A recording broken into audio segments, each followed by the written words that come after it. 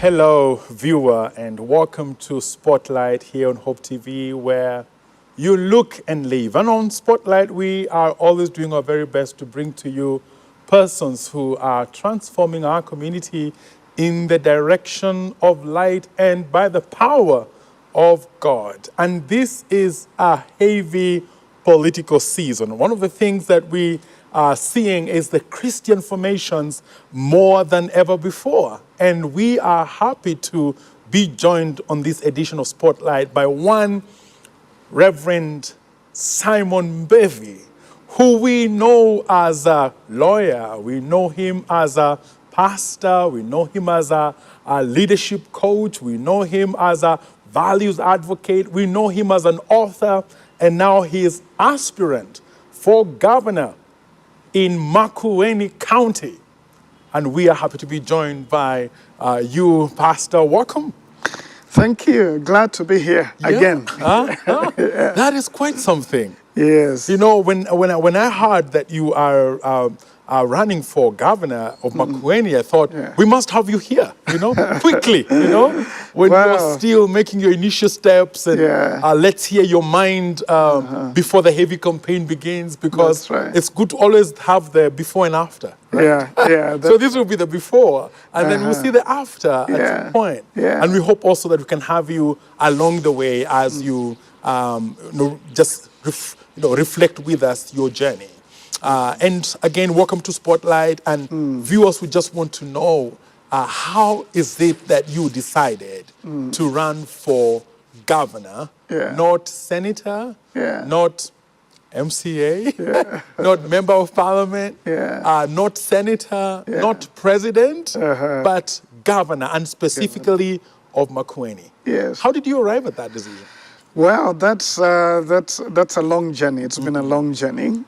I was born in Makueni, number one. So I was born and raised there.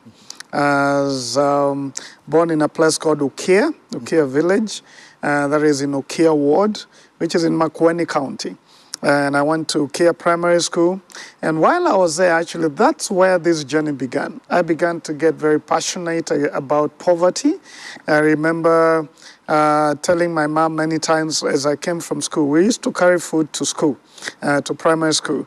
And many times I would give it to other kids who don't have food. And I would go home hungry. And my mom would ask me, what did you do? And I would say, I saw other kids who needed the food a lot more. I would see women carrying water from the river. And I remember walking to one and saying, when I grow up, I'll buy a car and I'll come and carry the water for you to your home. Well, now I have a car and I've realized it's not that easy to go around. So I think I was passionate about my people ever since that time. And then I went into high school.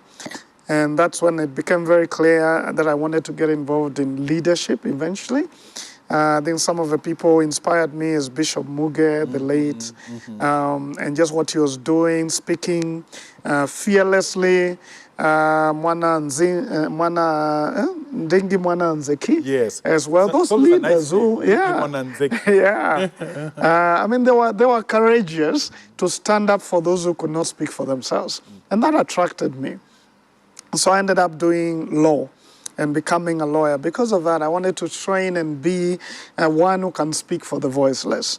And especially, I was passionate about widows because my father died when I was very young, and I saw what my mother went through. And I thought, there are lots of widows whose husbands die, but they don't have someone to speak on their behalf. And they end up not in a good place. So I became a lawyer for that. In fact, when I was finishing law for the project We Write, I wrote on the right to development and how to make sure that everyone has a right to the basic food, security, education, all of those basic things. Anyway, long story short, I became a lawyer. I began to practice. As I practiced, I just felt I wasn't interacting with the community as I wanted. This was pulling me away into the elite. I'm just speaking on behalf of a few in court, but not really interacting with the community that I was passionate about. So that's how I prayed and eventually entered in ministry. And got some courses and entered into ministry. And as I did ministry, I felt now I was at a place where I was touching the lives of the people, empowering the people. And we were looking at the place of a church to empower the community and to use God's word to bring transformation. And so I did that for a while. We did a lot of missions and activities with communities, the poor, prisons, and all of that. Then eventually we formed Transform Kenya. Again, the goal was, how do we get Kenya transformed? And Transform Kenya, the focus was three things. Family, because I believe a community is only as stable as the families of that community. If a family is in trouble, then the community will be in trouble. The troubles of a community emanate from the homes. And so we focused a lot on the family. Man Enough, Intentional Dad, Intentional Moms, all of these programs to try and bring the family together. And then leadership was the next one, trying to train leadership, because as John Maxwell says, everything rises and falls on leadership. So if leadership is bad in the community will suffer. Proverbs 29:2, when the righteous lead, the people rejoice. When the wicked rule, the people groan.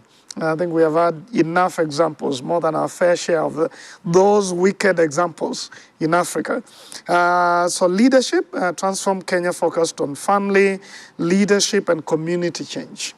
So we began to do that a lot, travel around the country, put prayer as a basis, a foundation to all of that, but work with churches, with institutions, even with county governments to see transformation. I've trained fathers in Moranga, I have done that in Embu and other places. Anyway, Transform Nations grew to Transform Kenya grew to Transform Nations, because we began to do this in other nations in Africa and beyond. And I think for me, the passion has always been, how do we see a community fully transformed with the church, but beyond the church?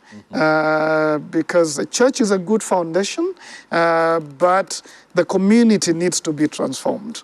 The church has to go beyond the four walls to touch the community. And so, anyway, not to answer what you asked, a few years ago, I began to feel I needed to go back to my home place, Makueni, and get a lot more involved. After seeing these signs of transformation in many communities around the world, I began to say, I desire to see this in my home county.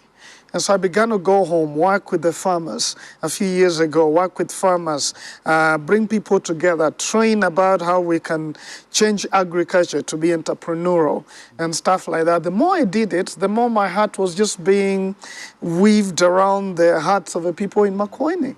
And so beginning of last year, I joined the County Public Service Board as a way of wanting to serve even closer as a member.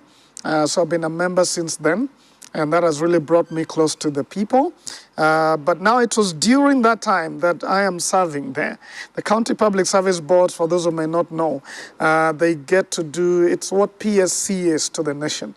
So we get to employ the staff for the county, train them, fire them, all of that. What HR board would do is what we do. But training and motivating these young people while working. So as I worked there is when I began to feel that there was a chance to impact the community a lot more. And that's when I began to pray. I looked at the possibility of being a member of parliament. I've run for that before. But then I realized what I was already doing was covering way beyond the constituency. It was touching the entire county. Senator, I couldn't do because you don't stay in the community as much. It's more in the city, and you're speaking about legislation and policies that would guide, yes, down there, but you don't get a chance to implement. So the person was the right position and opportunity to really influence and touch on the things that I've always cared about, the poverty, the youth, and these women, especially the widows, that has been a passion for a long time, is really as a governor. Because then you have a managerial position where you can get a team, work with that team, talk to people in the county because you live there with them, inspire them, and eventually see community transformation. So that's why Makueni. That's where I was born. I've been there for a while. I've worked there for a while. And my passion has always been, in fact, my life mission, my life purpose and mission is to be a catalyst for personal, family, and community transformation. Catalyst. Yeah, catalyst. Yeah, and I mean, that's quite a convincing background. And just maybe as you talk about people a lot, you've already been on the ground, kwa ground, as we say. Yeah. And I'm sure you're moving around Makueni at this particular time. That's right. right. What's the feeling? What do you feel? You know, you begin to develop the sense of opportunity, the sense of the chance of victory, the chance of being a strong candidate from pretty early. You know. Yeah. So what's the feel on the ground as you do that? Well, on the ground, I must say that people are hungry for good leadership. I've met a lot of people. No wonder the lethargy in terms of signing up, to be voters. But a lot of people I've met who have said, I decided I'm not going to vote and I wouldn't get involved. And I ask them why. Because really, we feel like politicians are all the same. They come here, give us heavenly promises of what they could make this place they get in, and we don't see much of that. So there are many who have told me we had thought it doesn't help anymore. Let whoever votes, whoever comes in, come. All of these guys are the same. And so I've stood there and told them my story and told them, to me, this is not even just about politics. It's about serving the people, and ultimately it's about serving God. I feel that there's a call in my life to serve God. And I'm doing this not because I want political leadership, but because really I want a position where I can continue to serve God as I serve His people. And I've seen, the light bulbs come on. I've seen many people have said, we like this. We like what we are hearing. We hope you can be hope for us. There's some who have even warned me and said, I hope you are genuine. And I hope the things that you're saying you will do. Because if you don't do, we will not get into politics again. That's a good one, because there's already some conviction on the ground. Yeah. And Makueni County, yes, you're coming right after a legacy of Professor Kifutha Kibwana. Yes. Which has been one of the positive stories about leadership. And that has been for quite some time. It's a combination of everything. Yeah. Ultimate hostility that threatened his own life. Yeah. And then now also ultimate performance in terms of what he's done for the people. That's right. I want you to maybe just review for us how you view his legacy, even as you put yourself in a position where you can be able to take it out. So I would say, and Professor Kifutha Kibwana, the governor, used to be my teacher in college. So I admire him in many ways. But three things I would say that would summarize his legacy as I see it. Number one is he's a very people person. So he has come to a place where he has strengthened public participation. So Makueni has been the place to go when it comes to public participation. He has empowered the people and told them you have the right to question and to get involved in budgeting and deciding which programs should run for you. So public participation, that has been big. Number two, of course, he has stood against corruption. And he has shown that he wants to serve the people with the money, not to amass it for himself. And he has pushed that narrative throughout the county. And so that's a good non-corruption or zero tolerance to corruption. It's a great perception in the county, which is good because then you don't want people misusing public finances. And that's something I want to build on, of course. Lastly, I think what I like about him is community mobilization. he's able to, I mean, we have seen pictures of him sitting down, talking with the people, taking tea with them in the village, mobilizing them and saying, we can do something together. He has done that. And I love that. So he has laid a good foundation. When it comes to health, for example, universal health care, he has done a great job. He has been one of the examples. He has laid some foundations of empowerment in terms of agriculture, some factories that he has started there. He has laid a foundation. You know, his motto has been, Kila nomba kalila. Every household, some milk, which means every household needs to get a share of what is in the county. But I think when you lay the foundation, it's time for the building. Yeah. Foundation is not a building by itself. It's just the beginning. And so I feel what needs to happen next is now say, okay, we have a good structure of universal health care. How do we take it to the next level? What else do we do to make sure that all the dispensaries, hospitals are working and they're equipped and that we have the right kind of people? How do we push in the other projects that are begun to make sure they go to the next level? So great foundation, time for the next level of building the structures and getting Makueni to a place where they can have the shade over their heads. Okay. Yeah. You know, you mentioned at some point a person asking you or saying that I hope you're genuine, you know? Yes. And I think that's a very important question, especially coming from a person on the ground, because that's universally, you know, nationwide, that's the question of every citizen. Are you genuine? And sometimes they've even answered the question for themselves that, no, you know, these people aren't genuine. Now, people are looking for genuine leaders, That's right? That's leaders with a heart. Now, that means a lot. And I want you to maybe carve for us what a leader with a heart looks like. Excellent. I think that's a very good question. And I'll give an example from the Bible that has really defined what I'm doing down there. In Acts chapter 3, there's a story of John and Peter going to the temple at the hour of prayer. And then they get to the temple, the gate called Beautiful. It's a beautiful place. But then there's an ugly situation there. There's a guy who is borrowing. We're saying, give me something. And they stop and they look at him. Peter looks at him and says, look at me. I like that because that's a concern. You know, everybody would pass there, maybe throw some coin. But he stood and he looked at them and said, look at me. I want to see you. And I want to talk to you as you look at me.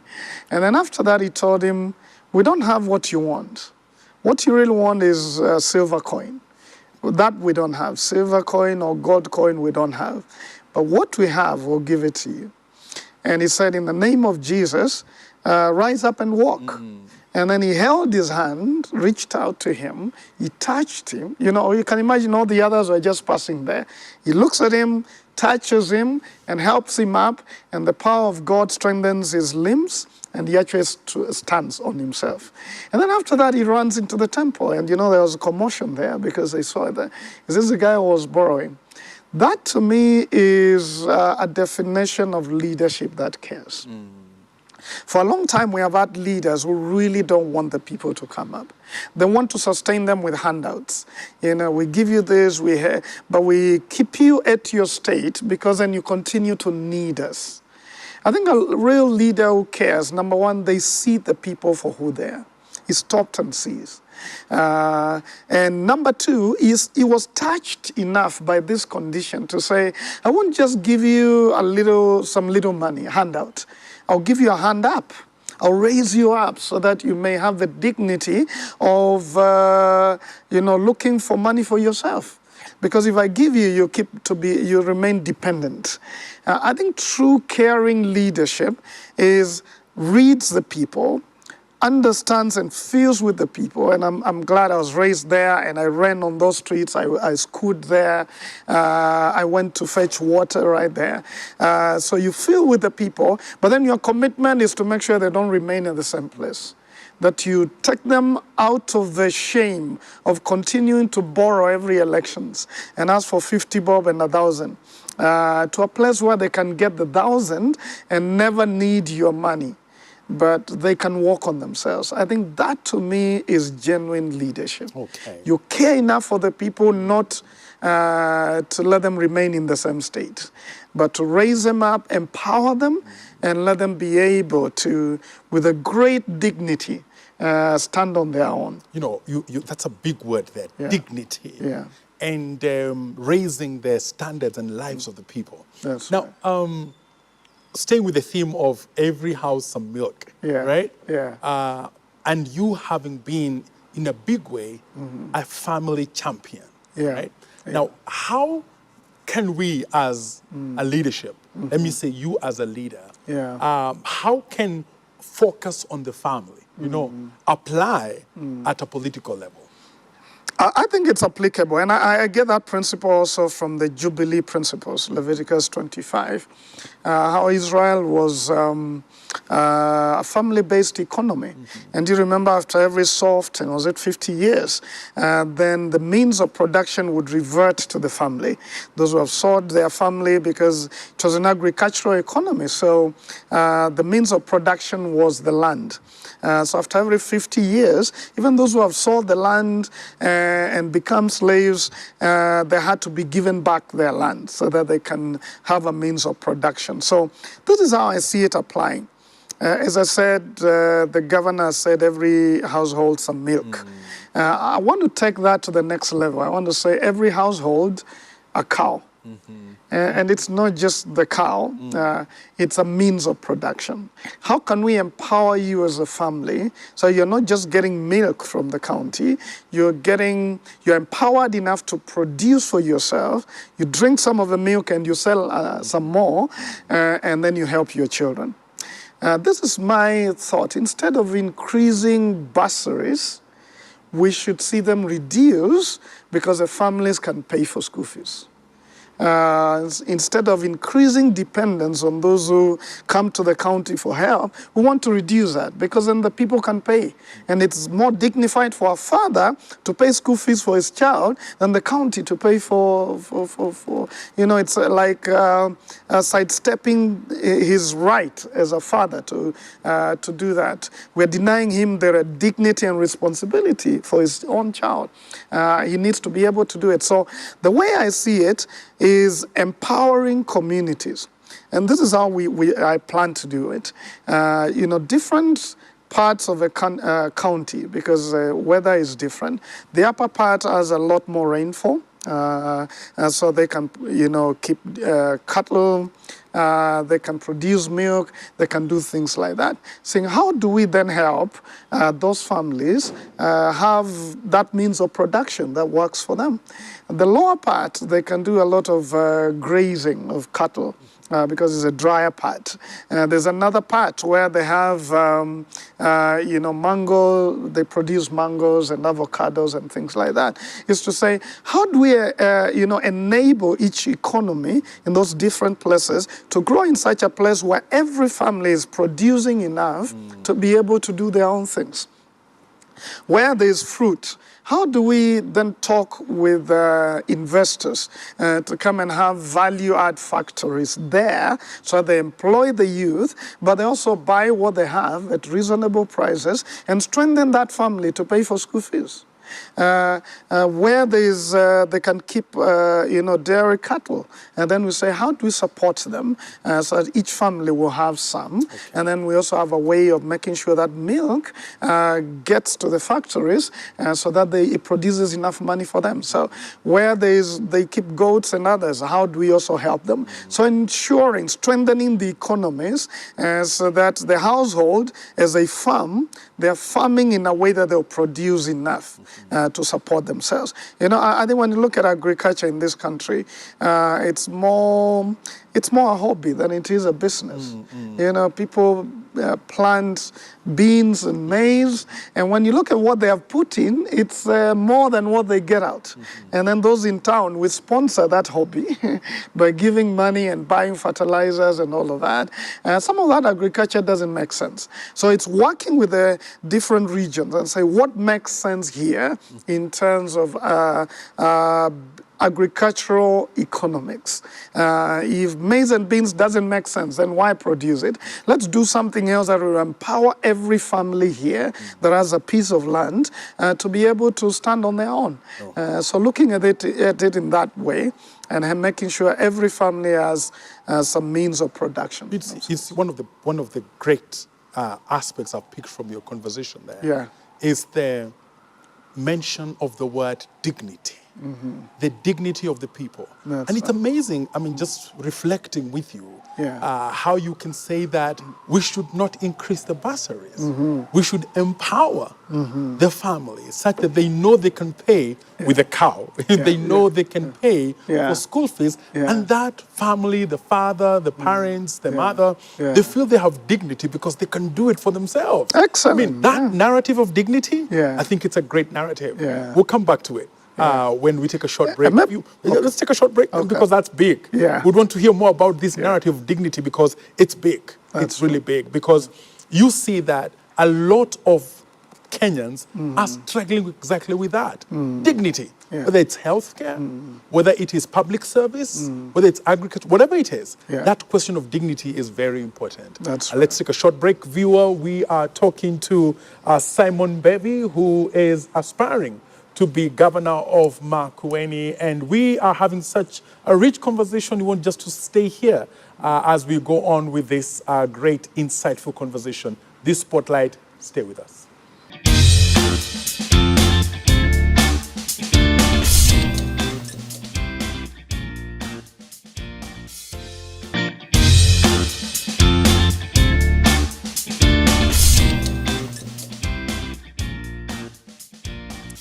Viewer, welcome back to Spotlight, and we are talking to Simon MBEVI, who is aspiring to be governor of Makueni County. And just before the break, we had a very exciting discussion around dignity, the dignity of the people. And Simon, welcome back to this second part of our conversation. And I don't want to let you off that conversation on dignity. You've talked about every house. You're coming from every house some milk. Now you're going to every house a cow. And one of the things you've said is the need for how that establishes or increases or strengthens the dignity of the home. What other areas are you looking at when it comes to having the dignity of the people of Makueni lifted? Excellent. I think poverty is humiliating, and it brings us to a place of shame. And that's why you find a lot of people in the village, they just don't have the confidence because of how they have lived in lack for a long time. But I believe instead of paying for 3 kids bursary for 5 years, you can get that money, get them a cow, and within a year they'll be able to pay for themselves. And the man will feel like, I'm a man in this house. You know, I'm paying for my children. I'm not being supported by government. I'm a Republican in this sense. I believe in less government, but empowering the families to be able to run their own affairs. I shouldn't replace the man of the house or the lady of the house. I should empower them to do their job well and encourage them. Another way that we can restore dignity is in just the outlook of the markets. I think you have gone to some of the markets and looked at the way they build the houses, the way the kiosks look like they're falling tomorrow. And those things have a way of impacting the way someone feels. I think you have traveled to some of these nations. Even New York, it has kiosks. I used to think kiosk is a Kenyan word, but I realized there are kiosks out there. But the look of that kiosk is dignifying. As you stop there to eat something, you feel like this is a nice place. There's a way that we can choose, and my desire is to choose a few of the markets, in different parts, and just pave them well, that you can walk there and not see dust or jump over gullies of dirt, but just a little organized market that even to do business there, I mean, the value of the people goes up. The value of a business goes up just because of how organized it is. Look at water. Only about 6% of the homes in Makueni have piped water into their homes. People still use donkeys to go and get water from a far distance. What kind of dignity is a daughter who is in high school who has to walk for 30 minutes and use a donkey to bring water to their home? What kind of dignity are they going to have? They don't have enough water to have a bath every day, so helping to get the water to the people so that bring it as close as possible, at least a kilometer to everyone, and if possible increase that from where it is 6% to at least 20% or 30%, depending on what is possible. So water, and making sure at home you have what you need. Then you feel dignified, and having to go to the water to shower there or to carry water from there. The women just carrying water every day from a distance to bring it home. When you drive into Water Market right now, the headquarters, one of the first sights is you see donkeys or trucks carrying water from the river into the city. That's not a very dignified look. So I'm thinking about those basic areas where you can empower the family with water, with agriculture, with business and entrepreneurship, the places where they trade from, also making that a better place where they're trading and it's clean and all of that. And lastly, to me, is environment. I'm passionate about environment. I think it's shameful, Reverend, that 60 years almost after independence, the majority of our nation, they still cook using firewood. And you can imagine, you go in the village, you see a mama who is old, she's getting into the kitchen, it's dark because of the soot all over the place, she's trying to blow this, and smoke is coming out, she's inhaling all of that smoke. How dignified is that? I think we need to get to a place where we make it possible for people to move from using firewood to something more dignified. For example, before we get to gas and all those others, that is 2 steps away. At least we can begin to make the briquettes. There are a lot of people, young people are having now the idea of making briquettes out of cow dung and other things and not using wood. And those briquettes are a lot safer. They have less smoke. As that mama cooks, they're not going to have smoke all over themselves. They'll feel a little bit better about themselves as they cook. And we don't have kitchens that are all dark because of the soot. So simple things like those, moving from whether it's water, whether it's the environment, preserving the environment, not cutting more trees, but making it easier for the families to cook in a better environment, making sure we plant more trees, everything working towards everybody feeling like I live in a good place. Simon, one of the things I've liked about this dignity conversation and dignity view is that we've had a lot of expressions about what aspirants want to do, but it stays at the technical level. It stays at the economic level. It stays at the health level. It stays at the facilities level. But I've not had yet. It trickled down to the heart, to lifting of shame, and to dignifying the people. And may that narrative, be out there more, because that is really touching. It expresses the real impact on the person. You're more dignified.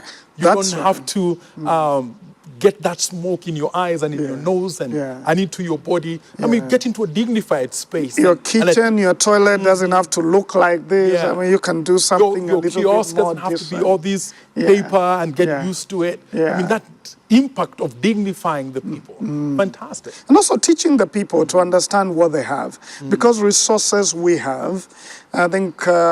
to me, I think we need politicians who are preachers right now. Like Nyerere, like Martin Luther King Jr., who are going to preach and tell the people what they have. It's like Moses being told, what do you have? And he says, I have a staff. He's being told, it's with that staff that I'm going to raise you up to lead my people. And being able to go to communities, that's, one of the things I'm looking forward to as a governor, is moving from one place to another and talking to the people and letting them know you have what it takes. You can change your narrative. And you see, you have one of the gaps that we have Yeah. is exactly that. We lack Yeah. leaders who inspire. Yeah. You know, Yeah. as you say, it's interesting. We need leaders who are preachers right now. You Yeah. know, Yeah. who can tell people Motivational you know, speakers. what they can do, Yeah. right? Yeah. And I know as you speak about this, our viewers are wondering. I mean, have you picked your party, the one that you're going to run with? That's a good question. I ran before 2002, and it's a party thing that messed me up. Because I got into a party, they didn't respect values. So I won the nomination. I was announced the nominee. It was even in the papers. But money exchanged hands, and I was in the nominee again. And of course, that affected me, and eventually affected the seat of the party. They lost the seat there. So I haven't. I'm in the process of doing that. I'm looking at a few others. I think in a few weeks I'll be able to announce which party I'm with. But right now I want to be in a party that respects certain values.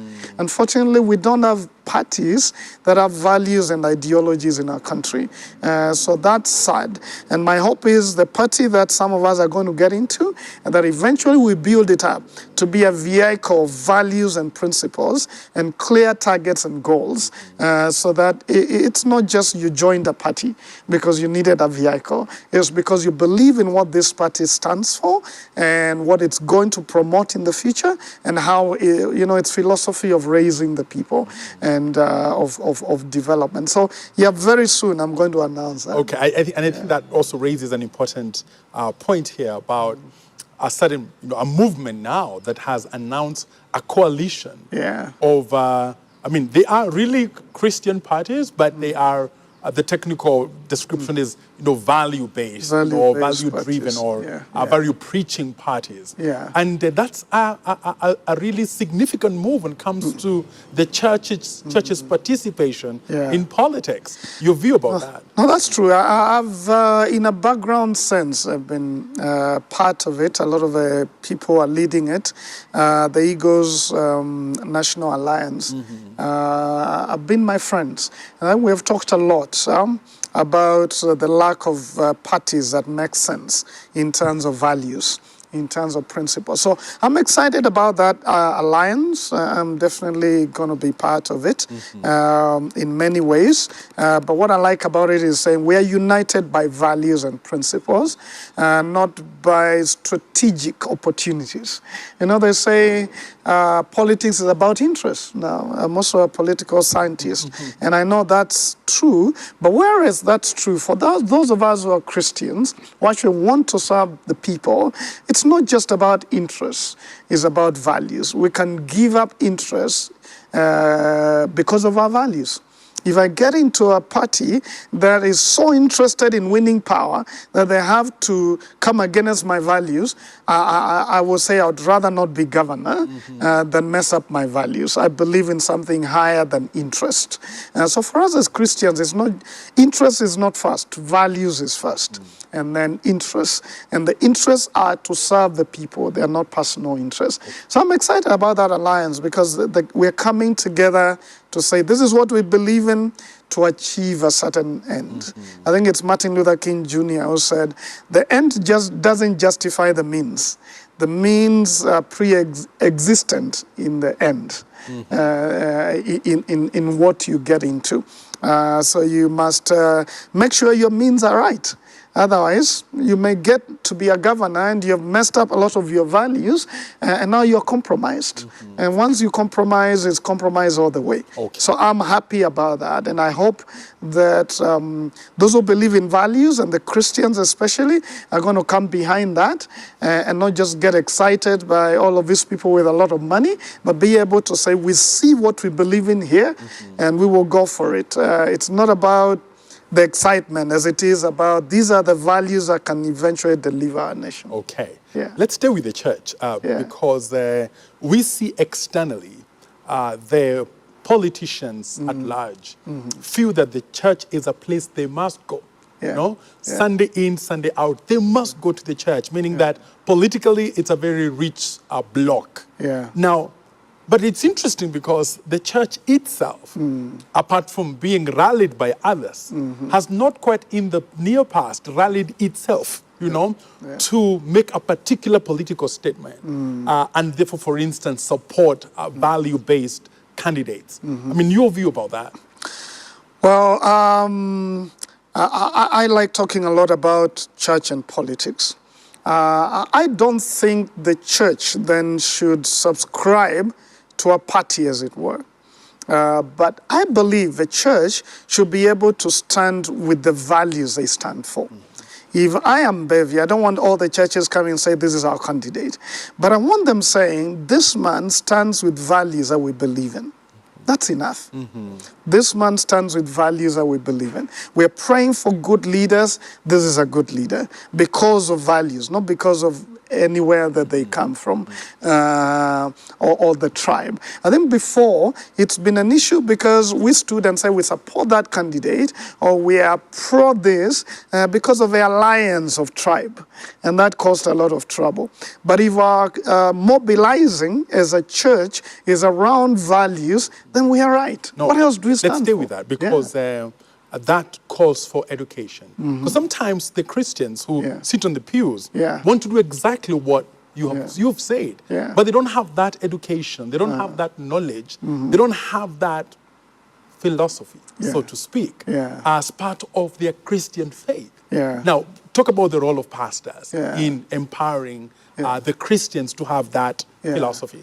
Yeah, definitely. I think as Christian leaders, we need to teach the people who come to church and say, as a religious body, we're not going to be to take sides politically, but we're going to stand for what we stand for. I mean, we celebrate the late Muge and all of these other people because they stood and said no. We fault what the government is, or what that leader is standing for. We can't support that. So it was on values that they faulted leaders. It should be on values that they point at the right leaders.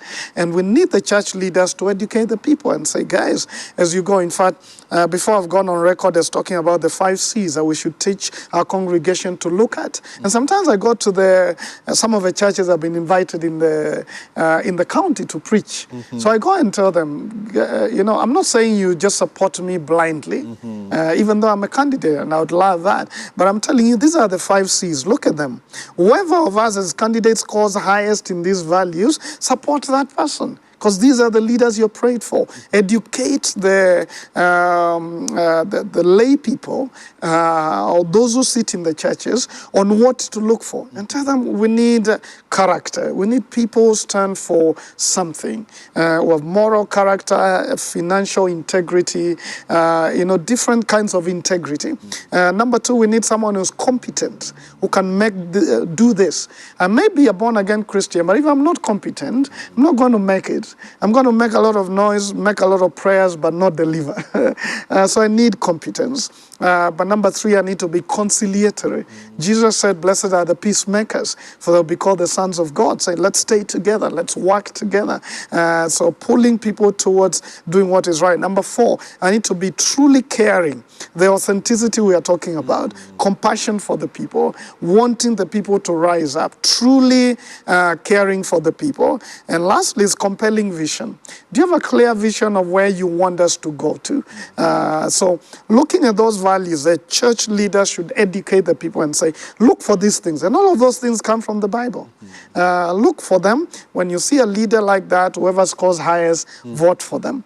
So we should encourage and mobilize our church, the church, to be involved actively. The leaders and clergy doesn't have to take sides, but they should educate the people and say, look at these values, go for that leader, because our prayers will be answered. Value-based voting. That's right. And I think that's a very important thing for all the pastors who are watching this program, all the church leaders, and even Christians, because that value-based voting is what will present or install the ideals that we believe bring a good, abundant kingdom. And just to say from what you said, almost everyone becomes born again during elections, every candidate, because they want the favor of the church. Yeah. Of course, we need to be able to look at people where it's not because they give to church, it's not because they come to church, it's because of, do we know their faith? Do we know their record of values? Where have they been and what they have done?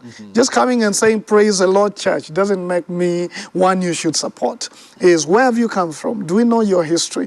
Do you know what you have stood for before? Do we know your track record? Yeah. Once we are convinced of that, then we can know you stand for these values. Okay. It's not, with one speech and one quoting of the verses that we say now, where to? No. Yeah. Look at the Bible. I'm tempted to ask you, Simon. Yeah.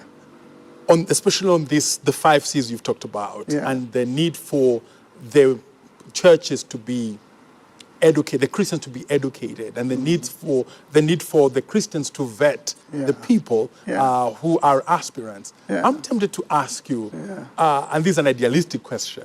What would be the validity of a values poll? Yeah. We have so many polls that go on at this time, and they're big. You see now they get headlines, that this poll is saying this poll is saying this. Yeah. What's the possibility in the next maybe few months to develop a values poll that is based on the people's perception of the character, of the competence, of the compelling vision, those 5 C's that you've talked about? That would be excellent. I've actually before challenged one of the polling bodies to do that. And they did not. But I wish as a church we could do that, mainly because we are the custodians of values in the community, as it were. We're the ones who are preaching these things and talking about them, and we are the conscience of the community. So if there was a way that the church can come together and say, we're going to sponsor this, maybe later, next year, maybe March, April, and say these are the top candidates. Let's look at what people think about them in terms of character. Let's see what people think about them in terms of this and this. And then we throw those results out there. And then we tell people, we believe in values. This is what people have said. You know where to go. Yeah. That would be great. It would be influencing the results of elections in a positive way. I think we should not abdicate our responsibility to be prophetic. And that's part of being prophetic. And saying, we believe in values, we want to show these, put these candidates into the spotlight, and see whoever, people think has good character and good this, will not steal our money, will not misuse public funds, all of that. And then we say, okay, guys, choose. And you see that is the science. That would be great. In the prophetic, right? Or the prophetic in the science, depending on how you see it. Using science to now speak prophetically to the people and say, you can't choose a person who is perceived to be a thief, who cannot explain their wealth, who cannot explain this and this. I can already see some people who will not be comfortable at all with this. But I hope that there are people who are hearing this and they can already get into a place where they can do that. And I like the fact that the church would be one of the best places to have this vote, this poll coming out of. Now, there are many things I want to ask you, but I hope that we'll have other sessions with you as we go on. But I want to ask you about money. I want to ask you about running a campaign, right? Because we know that the campaign machine is very expensive. That's right. So you definitely need money. Forget the money to give to people, dishing out money and all that, but just to run the machine, right? For the next maybe 10 months or so, it's very expensive. It is. So how is that for you? It is, and I think this is where we need to challenge the Christians to put money where their mouth is. We keep praying and speaking about good leaders and wanting to see them come to leadership, but then it takes a lot of money. I need a lot of people in terms of volunteers who can work with us. So there are opportunities to volunteer and tell someone. There are people who have come to me and said, whenever you want to go down, I can take you down. I can drive down with you for a day and use my car and use my fuel. That is so useful. Because, I mean, to run a decent campaign for governor, you need at least 50 to 100 million. And this is the cars you need, the fuel I use every week, the team I am with that need money to go to certain places to speak about me and do other things. The posters eventually, the T-shirts, different things that you need to do. There's a lot in there. Sometimes you go to a funeral, and of course, when you go to someone who has been bereaved, you want to be part of supporting just what they're doing. They're fundraising towards a funeral. You give something there, so it's really demanding. And I think I've come to the place where, and I'm so grateful to a lot of believers who have come to me and said, we want to give. How can we give? 5,000 every month, 2,000, can we give you a one-off to help you do something? I mean, it's a lot. It's a lot, and I appreciate those who have given. And actually, we have created a website where people can give. And I hope we can do that for all the Christian candidates, the value-driven candidates. We say, we'll support you. You know why? The others, they get support, the other candidates.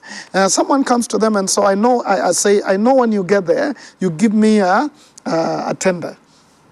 So I'll give you this 1 million because I know I'll get it back. I can't do that as a Christian. I'll say, if you qualify, you'll get it. But I can't promise you. I would say, you go and apply. If you qualify, you get it. So I can't get those kinds of money that come from businesses because they know they'll get back what they are giving. And then I need other people to support me who believe in this cause. So you're not supporting me as MBEVI. You're supporting me as the value cause that you've always... Because you believe in my values. You believe in the values. And you believe in the leadership that I promised. Yeah, and that's what you pray for every day. Those are the leaders you're praying for. That's what you believe. That's what you get excited about if you get those kind of leaders. So why don't we work together to make this happen? You believe I can do this, then you support me to do it. So that then I don't become open to manipulation of other people. Say, we'll give you money, but there are strings attached. A lot of politics goes that way. So I would challenge all of you believers, let's support our own. Not just because they are our own, but because we believe in the cause of it. Let's believe. But it's expensive. There's a lot to do. There are some who have come and said, like, now I'm looking for designers who can say, we will do design work for you free.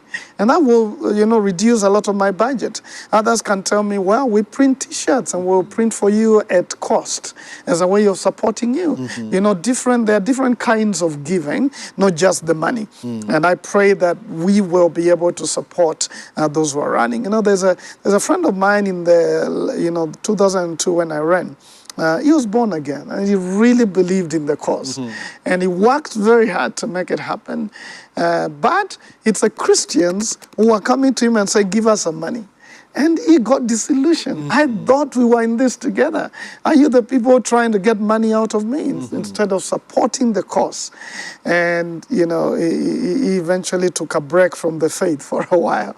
But his main reason was the disillusion. Of course, that cannot be a cause for you to abandon the faith.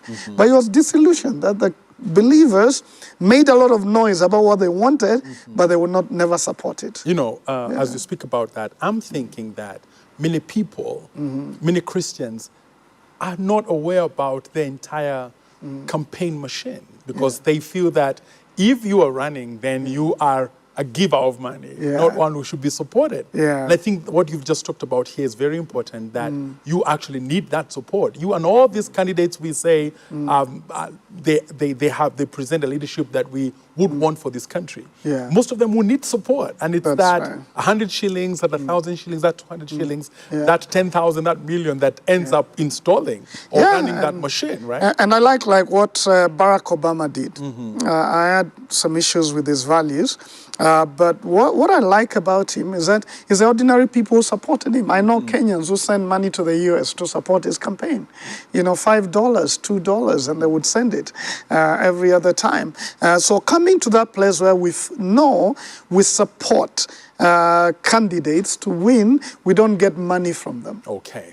Because, what we have seen is people have already stolen so much money, they have enough to give, but once they give and they get back there, they'll make more money in the wrong way. So sometimes we perpetuate corruption because of that. All right. You'll be back here. Yeah, I will. But for now, I just want you to speak to the persons watching and tell them, how can we pray for you right there with that camera? Well, three things I would say. You pray for me and for all the candidates who are Christian and they're running on values. Number one is just to pray for protection, for security. There's just a lot of stuff out there that can endanger us and our families.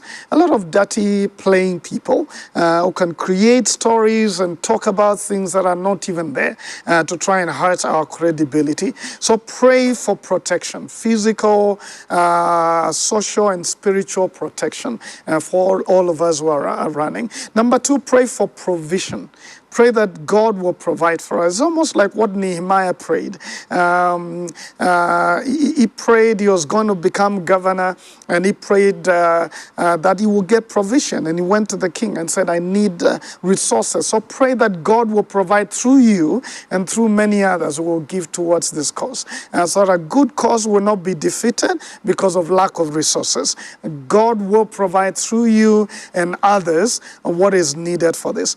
Lastly is to pray for favor with the people. I think there's a lot of bewitchment and manipulation by some of the leaders because of the money they dish out. And you find a good leader who is saying what they will do which will benefit and dignify the people is being abandoned because another leader came, threw money around and lied to the people. So pray that God will give us favor with the electorate. So as we bring out our dignity message, our empowerment message, our caring message, they will buy into it and not be manipulated by the others who, make a lot of noise, make promises that are empty, and dish a lot of money to the people. I think those would be the three. And I pray that many of you would volunteer and support in many ways, both in prayer but in kind. You can be part of communications team, you can be part of a fundraising team, design team, different teams, so that we may answer our prayers. We keep praying, God, give us good leaders. This is an opportunity to make it happen. All right.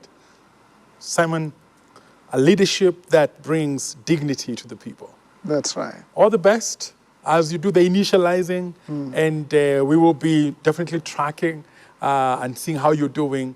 Yeah. And as you've said, may God be with you as you do this for His glory and for the coming of His kingdom. That's right. Viewer, fantastic conversation here.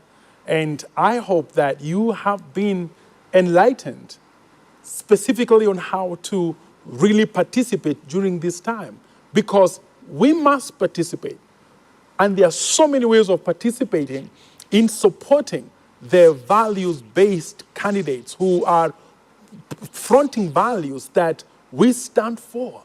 Now, don't be passive this time.